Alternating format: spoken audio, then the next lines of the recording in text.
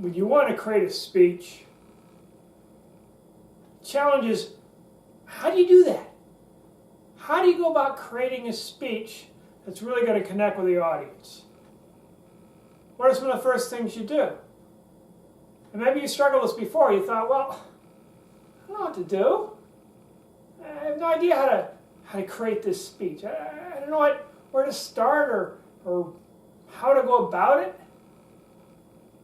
And if you ever struggle with that, you know that there's that challenge where you just kind of spin your wheels and think, maybe I'll try this or maybe I'll try that. And you try one thing and you're thinking, that isn't as good as I thought. And then try another thing, that's not as good as I thought. And after a while you throw everything out and then you're staring at this blank page, if you use a page, or you're just not sure what to do, stuck. Because you're just not sure how to get it going. And that's a common problem for speakers. Not really being certain how to get everything together, not certain how to make it all kind of come together as a speech.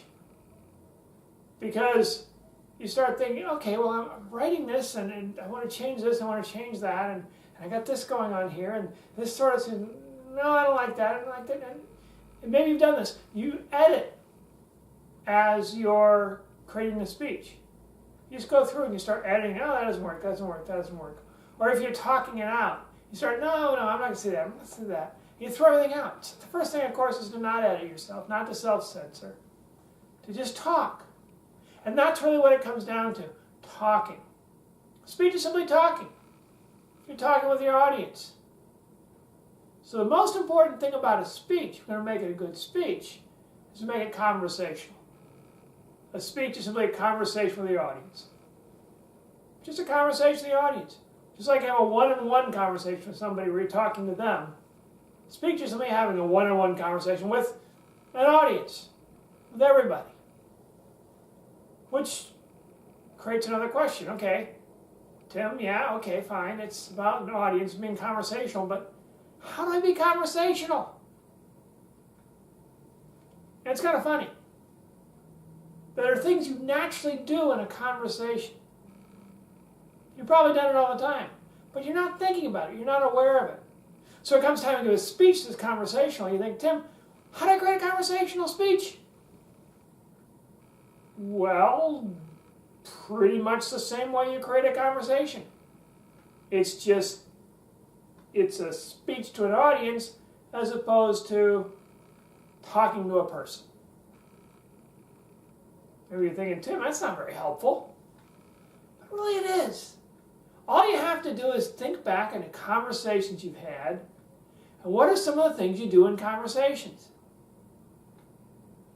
When you start to think about conversations you've had and the way conversations work, you probably notice that conversations go a lot different than most of your speeches. Probably. Very few people talk in conversations the way they do in speeches.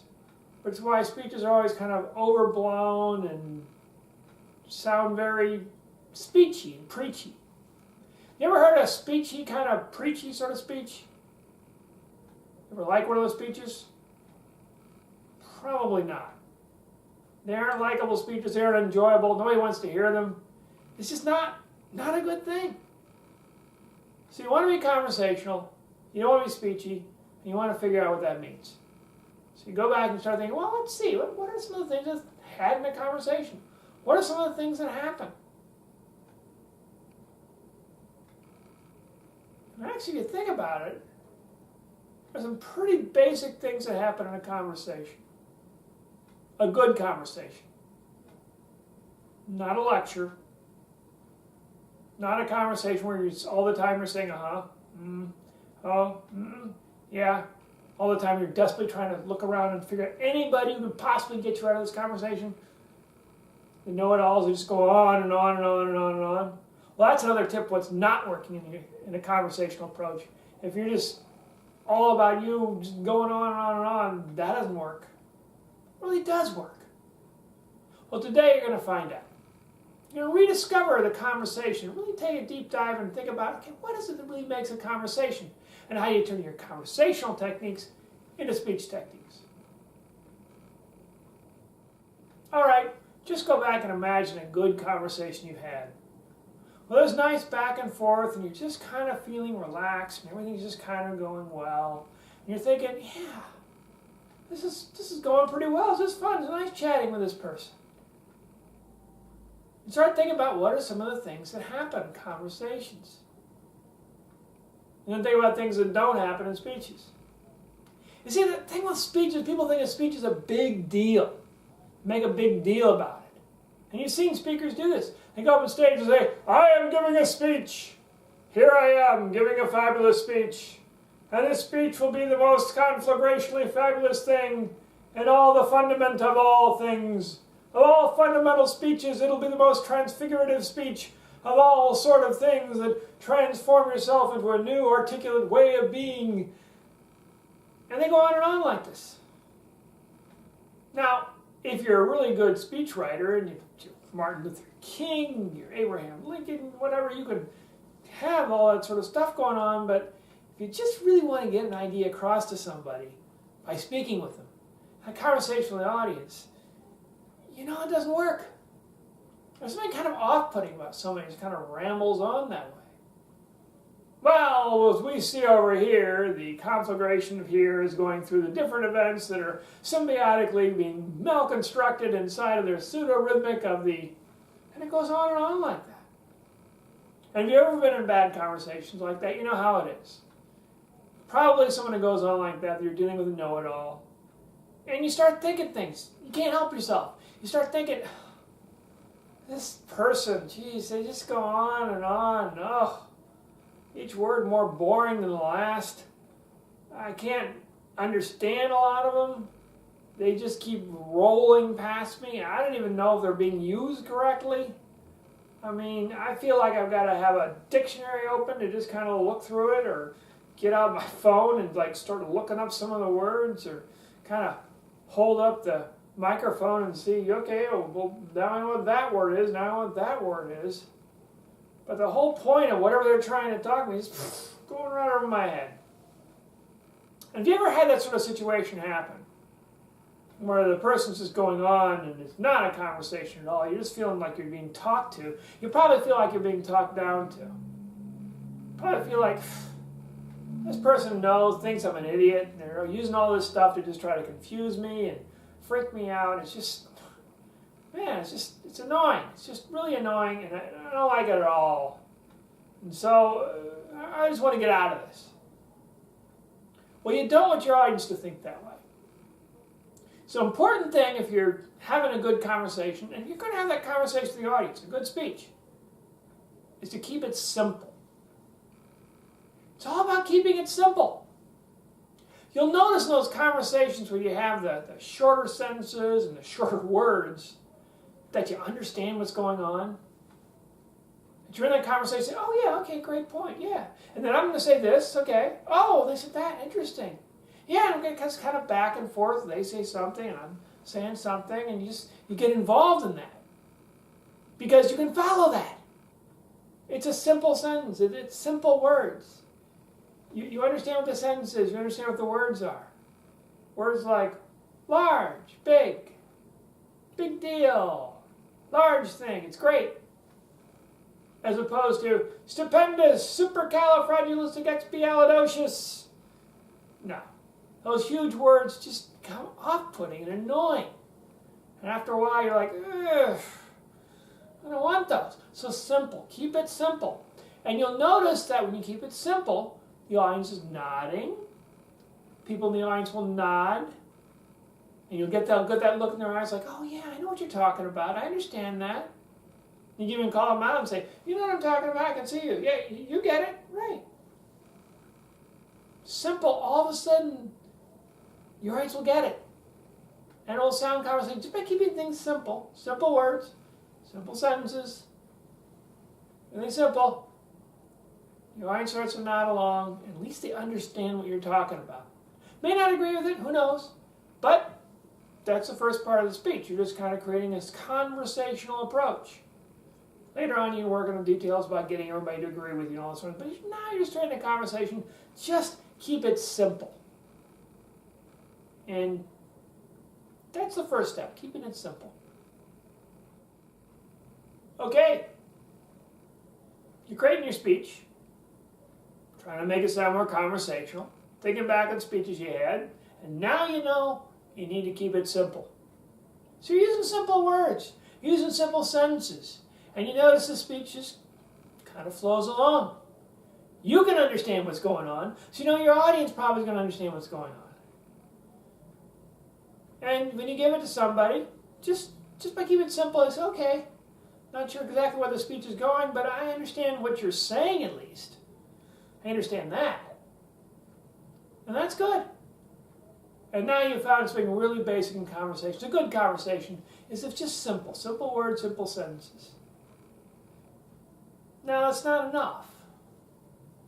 There's more. And we think back good conversation you had, it's not only just simple sentences, but it's more than that. Because maybe you've had some bad conversations. Like, let's say you've had bad conversations like at the customer service department. Customer service department is the place to have the worst conversations. Because the whole purpose of the customer service department is to deny that there's a problem. Or at least to agree with you long enough that they can deny there's a problem. So you're in a customer service department and you say, I've got this problem here. This wasn't working for me. And the customer service person might say something like, well, we understand that there might have been a problem, and perhaps something happened that did cause something to misconstrue things as to far how it could have been done. But if it were done in that way, that might have caused a problem, which you might have been seeing perhaps if you had done the sort of thing that you were doing here, that you said you have been doing. So we have a policy is had, that needs to be done. And if you've ever been in a customer service department, you may have experienced this sort of thing before, where it just kind of goes on and you're thinking, wait a minute, are you responsible for anything? Is there anything you actually did yourself? It's always kind of, we have done this and we might have been in the other thing, and you're like, wait a minute, all this so vague, and it's like, what really are you responsible for at all? I mean, is it my fault this stuff broke and I brought it in? I mean, is it my fault that your stuff is garbage and I just can't make it work because it's such, is that me? Is that something I'm doing here? And the words they use, you notice this is a really bad conversation. And maybe you think that in the middle of a customer service department, say, wow, this is a really bad conversation. You might even say that to the person and say, you know, this is not a good conversation we're having here. But maybe you never thought about what really does it.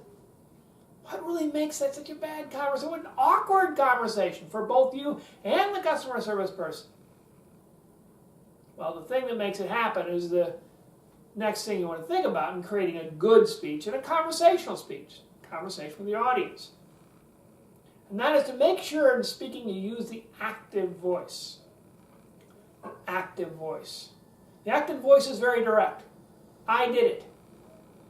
As opposed to the passive voice. It was done by me. It might have been done. Perhaps it was done. We will have to investigate whether or not it has been done at all. Active voice. I did it. I'm responsible for this.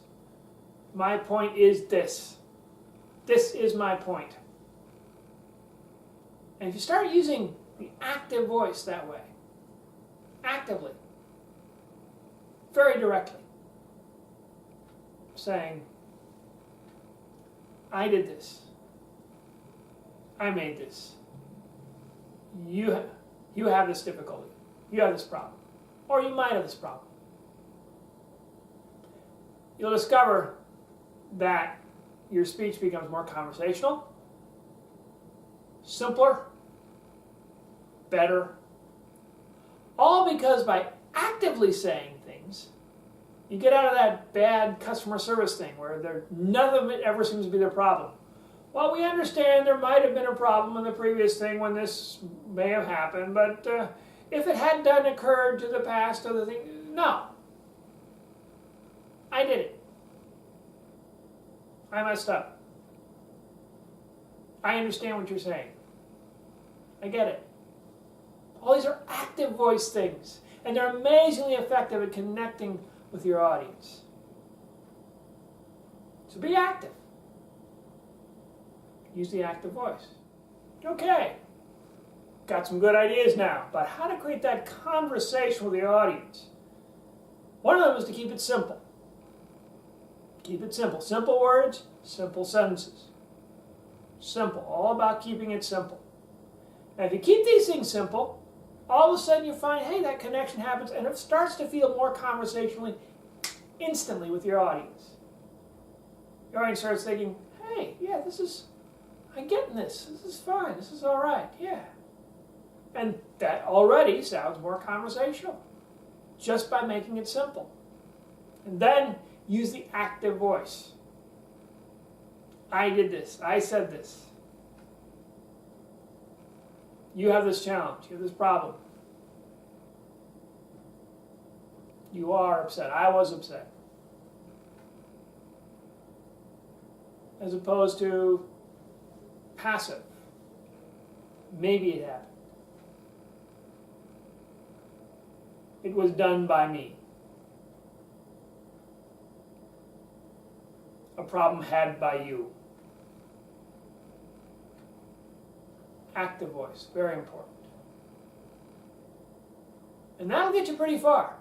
Simplify your things, use the active voice. That will get you pretty far in creating that conversational tone. And of course, there's many other things you can do too to create that conversational tone. There's another thing to think about. Think about how you don't want your speech to sound like a typical instruction manual. You know how instruction manuals go. They have this way of kind of wandering for a while and you're not quite sure where they're headed. Maybe you've experienced this in looking through these sort of things. The new television, which you purchased shortly ago with the 3-screen adaptation and the 4 parts to it in the 3rd chamber, which you had happened, is a masterpiece of technology that you can use when you want to. And again, when you're in the middle of these things and you're on through, you start thinking, wow, this is really confusing. I'm not quite sure what the point here is. Now maybe you've had that impression.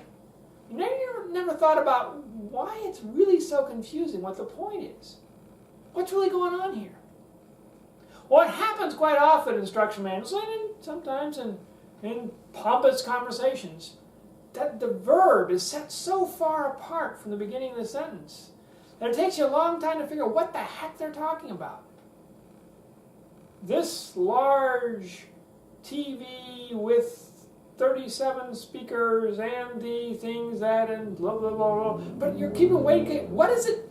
What is it about? What is happening here? So the verb is way here. So you get all these words between here and then boom, there's the verb. So quick thing to do is just to have a quick verb. A quick verb. I saw, I sat, you say, you see. Boom. You, verb. I, verb. And then people know, oh, okay, that's what's going on. Now, if you want to describe some things after the verb, okay.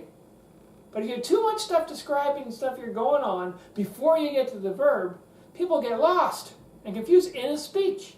Because a speech is not a book. You can't reread the speech.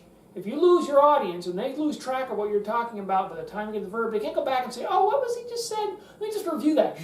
Okay, yeah. Not possible. Not the way it works. Even if they videoed you and they went back and reviewed it, they'd miss what you were saying that time, afterwards. So you don't want to confuse your audience. Quick verb. I saw, I went. You do, you came, you are. You will be, you could be.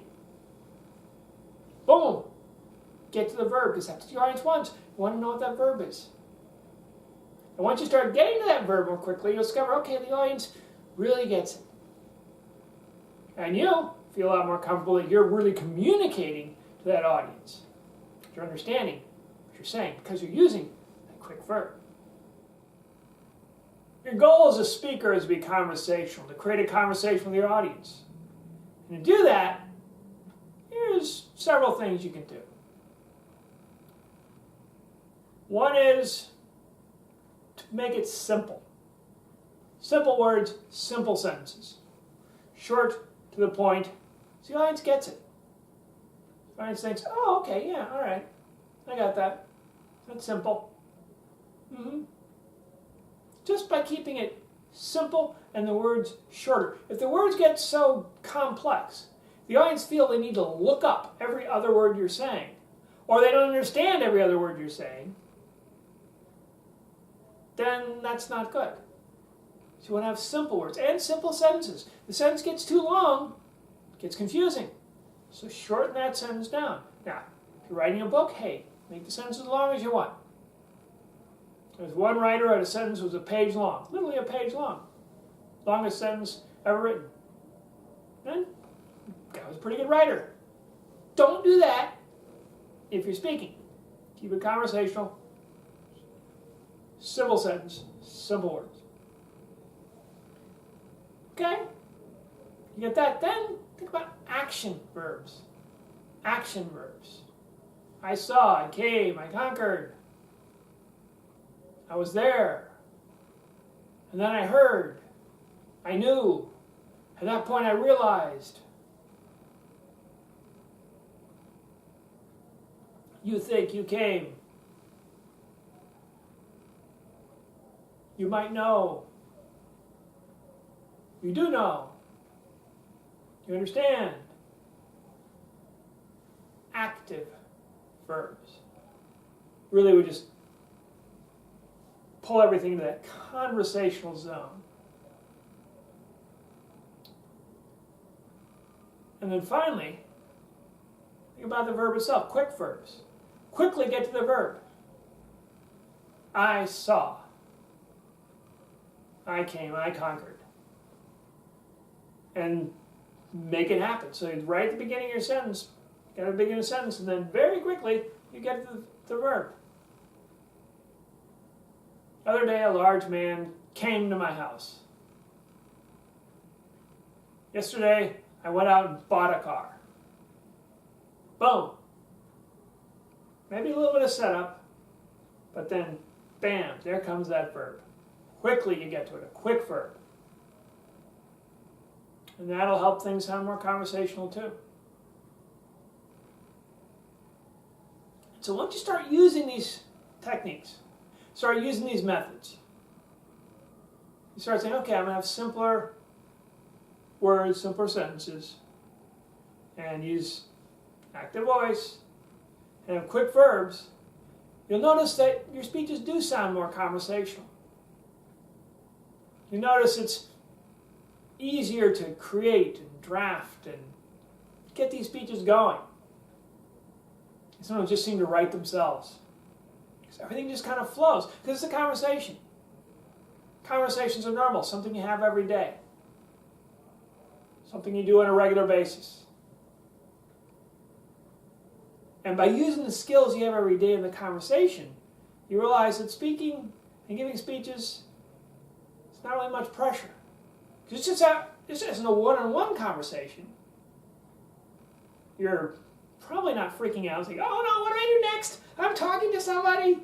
You talk a little bit and then you break apart. It's no big deal. Same thing in a conversation with the audience. It's like, hey, just having a conversation back and forth. It's all right. And afterwards, I'll go away and maybe you'll learn something.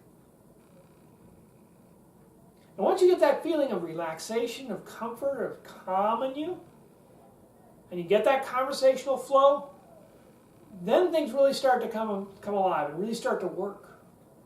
And you feel more confident, more certain of yourself on stage. And you start to realize, hey, this is going good. This is really going good. And as you get up on stage, or even as you're preparing for that speech, and you feel that surge of confidence, that surge of sense, you think, oh yeah, this is okay, I can do this. It's all right. Okay? Because you've got that conversation. I mean, speeches don't need to be a big deal if you make them conversational. And If you use simple words and sentences, active voice, and quick verbs, creating conversational speeches will be a breeze.